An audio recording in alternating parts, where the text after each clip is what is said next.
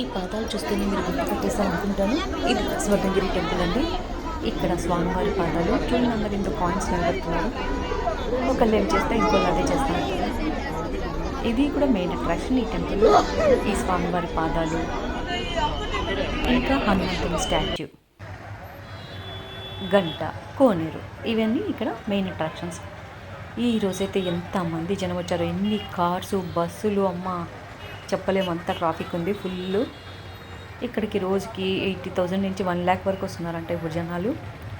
ఒక్కోసారి ఏ స్పాట్ అయితే main attraction అవుతుందో అక్కడికి విపరీతంగా వస్తుంటారు. ఒక 2 years బ్యాక్ వరకు ఏమంటే రామానుజాచార్య స్టాట్యూ, తర్వాత యాదగిరిగుట్ట, లూలు మాల్ అయిపోయింది. ఇప్పుడు మళ్ళీ దీనికి అందరూ ఒక్కసారి వస్తారు, ఎందుకు అర్థమే కాదు. ఏమి ఇంకొన్ని రోజులాగా చూస్తే ఇంతమంది జనం ఒకటి ఏసారి వెళ్ళి చూస్తారబ్బా. ఇది కోనేరు, మాకంటే దగ్గర ఉంది, 20 kilometers. ఇక్కడ స్వామివారు పడక పైన పండుకోవడం శేషవారం ఉంటుంది, ఆ స్టాట్యూ ఉంటుంది కోనేరులో. ఇది మెయిన్ అట్రాక్షన్.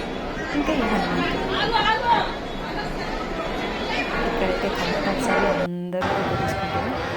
ఇక నైట్ టైం లైటింగ్స్ చూడండి ఎలా ఉందో టెంపుల్. ఇది హనుమంతుడి స్టాట్యూ.